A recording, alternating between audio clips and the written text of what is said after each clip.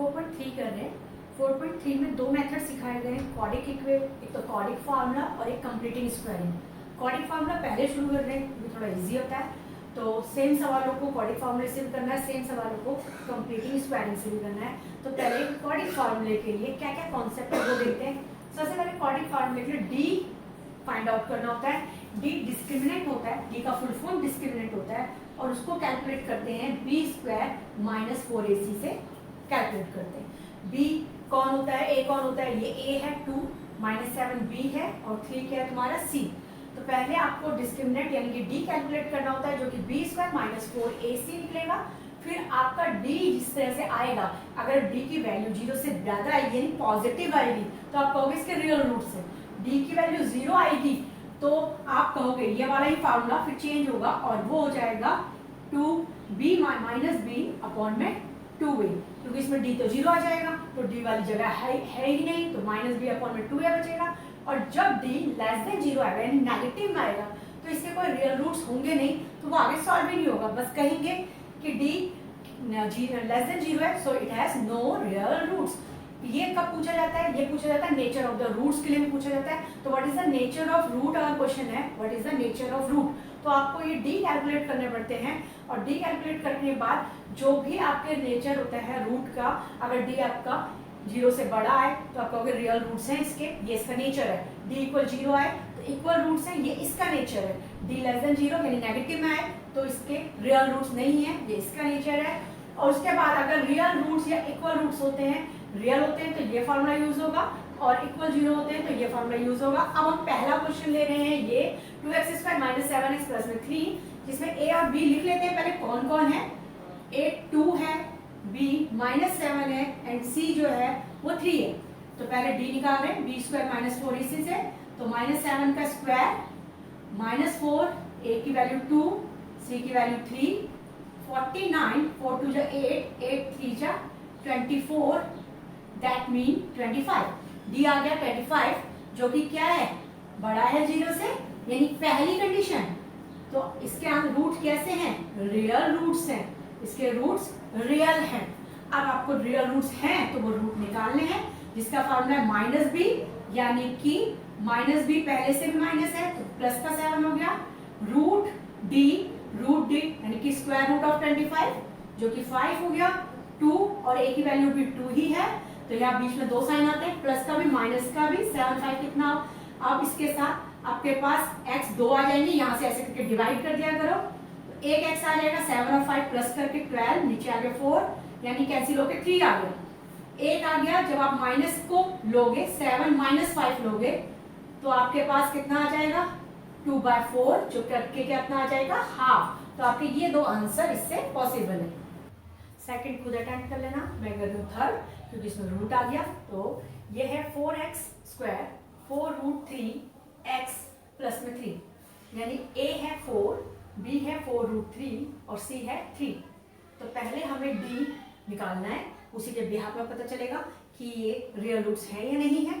b square minus 4ac, तो b कितना है 4 रूट 3, तो 4 रूट 3 का क्या हो गया स्क्वायर 4 और ये हो गया 4a, a कितना है 4, c कितना है 3, ये हो गया जी।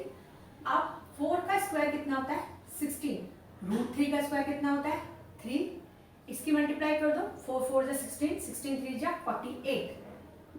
आपने देखा कि दोनों 48 आ गए, यानी कि d आपके पास कितना आ गया 0। जब 0 आता है तो इक्वल रूट्स होते हैं। क्या लिखवाया था, जब 0 आता है तो इक्वल रूट्स होते हैं, 0 आता है तो इक्वल रूट्स होते हैं। और इसका जो कॉर्डिक फार्मूला होता है वो सिर्फ होता है माइनस बी 2a, क्योंकि इसका तो d 0 आ गया, तो इसका फार्मूला ये होता है। और इक्वल्स होते हैं तो दोनों ही x सेम होते हैं। x इक्वल हो गया माइनस b था 4 रूट 3, माइनस का नहीं था प्लस का था तो माइनस का साइन आएगा, 2 और a आ गया आपके पास 4 से 4 कैंसिल हो गया तो आपके पास आ गया माइनस रूट 3 2। इक्वल रूट्स हैं तो ये वाला x भी रूट 3 2 आएगा और ये वाला x भी रूट 3 2 आएगा। जब आपने फैक्टराइजेशन वाली एक्सरसाइज की थी उसमें भी कई रूट्स इक्वल आते थे, तो इसमें भी रूट्स इक्वल आ सकते हैं, मगर रूट्स हैं दो, क्योंकि ये क्वाड्रेटिक इक्वेशन है तो इसके दो आंसर ही होंगे, वो दोनों सेम होंगे या एक ही होगा, अलग अलग होंगे वो अलग बात है, लेकिन दो आंसर होंगे और दोनों लिखने पड़ेंगे कि x √3/2 ही है, x -√3/2 ही है, दोनों सेम है लेकिन लिखने दोनों पड़ते हैं। 4.3 को अब स्टार्ट दोबारा करते हैं विद कौन से फॉर्मूले से, कंप्लीटिंग स्क्वायरिंग वाले फॉर्मूले से। तो पहले हमने क्वाड्रिक फार्मूला कर लिया, अब हम कंप्लीटिंग स्क्वायरिंग वाला फार्मूला देख रहे हैं। ये है उसका formula x b/2a whole squaring b 2a square. और इसकी सबसे पहली कंडीशन होती है कि इसको एक्स स्क्वायर वाले डिजिट को अकेला छोड़ो, यानी इस 2 को हटाओ यहाँ से, तभी ये वाली आइडेंटिटी लग सकती है, तभी ये फार्मूला लग सकता है। तो इसके लिए हमने पहले इसको 2 से डिवाइड कर दिया, तो ये हो गया एक्स स्क्वायर, ये हो गया 7/2x प्लस 3/2 इक्वल में 0। अब आपके पास जो a है वो 1 है, b जो है वो -7/2 है और c जो है वो है 3/2। तो पहले हमने ABC लिख लिया ताकि हम इस फार्मूले में वैल्यू पुट कर दें। तो अब इस वाले फार्मूले में वैल्यू पुट करेंगे तो क्या आएगा, x b की जगह रखा -7/2 और पहले से यहाँ 7/2 तो क्या है b है और a की वैल्यू भी पुट करनी है। तो a की वैल्यू है क्या, सिर्फ 1, तो 1 हो गया, तो माइनस और इसकी क्या बना दो, होल स्क्वायरिंग कम कर दो और यहाँ पर भी आ गया 2 × 1, सबको पता चल रहा है क्या हो रहा है। तो 7/2 क्या है b, तो 7/2 b है और एक 2 पहले से था वहां, तो ये कितना हो जाएगा 4 और यहाँ b कितना हो गया, ये 4। समझ में आया, b/2 था, एक बार अलग से बताती हूँ, b/2a था, b की वैल्यू कितनी है -7/2, ओके है, और -7/2 b की वैल्यू है, फिर ये वाला 2, ये वाला 2 हो गया और a इस बार तो क्या है 1 है, वैसे मोस्टली a 1 ही रहेगा, तो ये आ गया इतना, तो 7/-4, तो ये आ गया, इसकी स्क्वायरिंग हुई तो ये माइनस में था, तो होल स्क्वायरिंग का -7 से तो फर्क तो पड़ता नहीं है, प्लस में c यानी कि 3/2 इक्वल टू 0, ये हो गया आपके पास, ये माइनस इसको मिल जाएगा तो x -7/4 होल स्क्वायरिंग बन गया। ये इसका माइनस होने ना होने का फर्क नहीं पड़ता क्योंकि स्क्वायरिंग है, तो ये वाले माइनस की वैल्यू नहीं, ये माइनस वहां जाके किसका हो जाएगा, प्लस का। चलो ओपन भी कर लेते हैं, तो ये हो गया 49/16 और ये हो गया -3/2। अब इसे और सॉल्व कर लो, तो एलसीएम आया 16, ये 49 और ये 24, तो आपके पास आ गया 25/16, ये आ गया आपके पास माइनस करके। अब इसी को अगर हम कंटिन्यू करें तो यहाँ x -7/4 को यहीं छोड़ दें और ये स्क्वायर यहाँ से क्या बन जाएगा, यहाँ का रूट। जब भी रूट से कोई डिजिट बाहर आती है, रूट से कोई डिजिट बाहर आती है तो वो दोनों साइंस के साथ आती है, प्लस और माइनस। तो रूट से बाहर आ गई 5 क्या बना 4, 25/16 था तो बना क्या 5/4, लेकिन रूट से बाहर आ रही है तो दोनों साइन आएंगे, प्लस का 5 भी और प्लस का 5/4 भी और माइनस का 5/4 भी।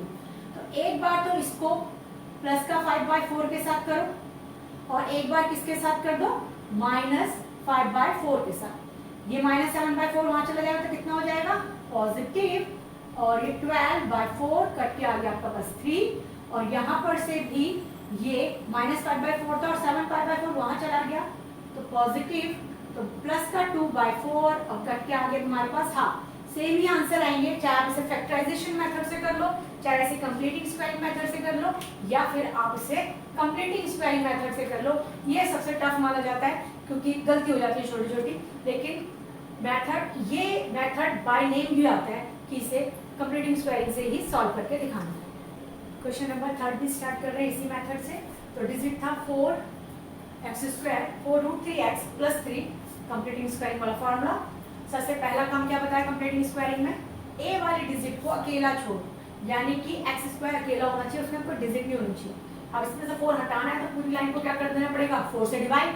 तो इसे 4 से डिवाइड किया, x² बचा, इसे 4 से डिवाइड किया, 4 से 4 कट लिया, √3x बचा, और इसे 4 से डिवाइड किया तो 3/4। तो ये बन गई आपकी इक्वेशन।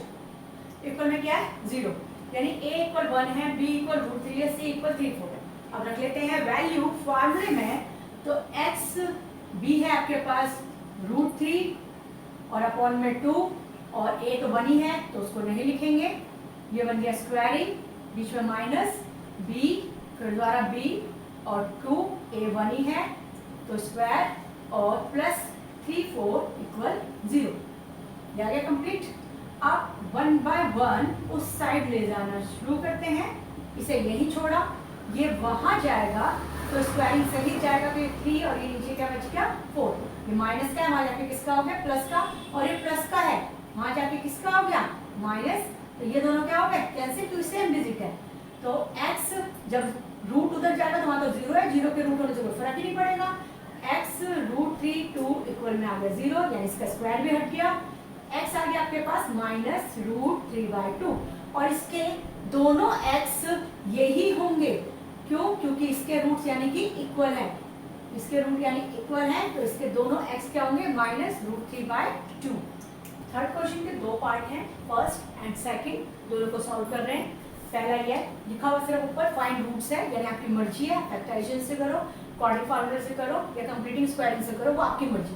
लेकिन सबसे पहला काम क्या है कि क्वाड्रेटिक इक्वेशन ठीक से लिखी भी नहीं है, उसे क्वाड्रेटिक इक्वेशन को ठीक से लिखो, यानी कि इस फॉर्म में क्रिएट करो, bx + c = 0। ये होती है क्वाड्रेटिक इक्वेशन की रियल फॉर्म। तो ऐसी फॉर्म में लाना है, एक स्क्वायर की डिजिट होनी चाहिए, एक x की डिजिट होनी चाहिए, एक c की डिजिट होनी चाहिए, इक्वल 0 होना चाहिए, जो कि अभी दोनों में से कोई भी है नहीं। तो पहले से ओके करते हैं, ठीक करते हैं। तो x को उधर भी मल्टीप्लाई कर दो, इधर भी, तो ये बना x² -1 और ये 3x। अब एक साइड ले आओ, x² -3x -1 = 0। अब इसे फैक्टराइज तो पॉसिबल ही नहीं है, तो हम सवाल में क्या कर सकते हैं, d वाला फॉर्मूला लगा सकते हैं। तो d कितना हो गया b² यानी -3 का स्क्वायर 9, 4 a है 1, c भी है -1 और नीचे आ गया 2a यानी कि 2 1 9, ये कितना हो जाएगा माइनस और माइनस प्लस, तो +4/2 यानी कि 13/, ये तो आ गया d। चलो रियल रूट्स तो है क्योंकि d पॉजिटिव तो है। अब करेंगे इसके लिए x, जिसका फार्मूला होता है -b, जो कि है कौन -3, तो +3 हो गया, प्लस माइनस रूट के अंदर आ गया तुम्हारे पास 13√2 और नीचे 2a यानी कि 2।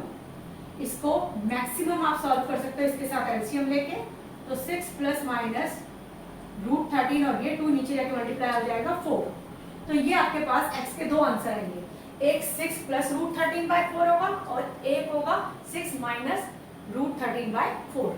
अब इस क्वेश्चन को करते हैं, इसकी इक्वेशन और अजीब है, तो पहले इसको लेते हैं एलसीएम के साथ सॉल्व करते हैं। तो ये आ गया तुम्हारे पास x² 4x -7 को x से किया -7x -28, इस साइड किया x -7, इधर बीच में माइनस का साइन है तो साइन चेंज हो जाएंगे, और इक्वल में है 11 और 30। x से x कट रहा है, काट दो, ऊपर आ गया 11, नीचे देखो x² -3x -28 11/30, दोनों में ऊपर 11 है, कॉमन ला सकते हैं, तो कॉमन हटा दिया उसको और फिर क्रॉस मल्टीप्लाई कर दिया, तो इसकी मल्टीप्लाई यहाँ 1 से हुई, तो x² -3x -28 और 30 यहाँ पर हुआ -30, 11 दोनों में से कॉमन ले लिया गया, ये ऊपर वाले 11 हटा दिए गए, तो माइनस बचा था यहाँ, तो -30 आ गया। इक्वेशन को एक तरफ ले आते हैं, x² -3x और ये आ जाएगा प्लस का 2, क्यों आ रहा है क्योंकि 30 प्लस का है, 28 में से माइनस हो जाएगा। अब मिडिल टर्म स्प्लिट आराम से हो रही है, किसी किसी में होती ही नहीं है मिडिल टर्म स्प्लिट, इसीलिए तो दूसरे फार्मूले बनाए गए। जैसे इस क्वेश्चन में मिडिल टर्म स्प्लिट पॉसिबल ही नहीं थी, लेकिन इस क्वेश्चन में पॉसिबल है, तो इसमें मिडिल टर्म स्प्लिट कर लेते हैं। x² -2x -x + 2 = 0, यानी कि मल्टीप्लाई करके 2 आ गया लेकिन प्लस करके 3 आया, तो x कॉमन लिया, x -2, इसमें से कुछ कॉमन नहीं आ रहा तो -1 आ रहा है, तो ये हो गया, यानी एक फैक्टर बना x -2, एक बना x -1 = 0। तो वैल्यू क्या आई, एक वैल्यू आई x = 2 और एक वैल्यू आई 1, तो इसके दो जो रूट्स हैं या दो जो जीरोस हैं वो 2 और 1 है।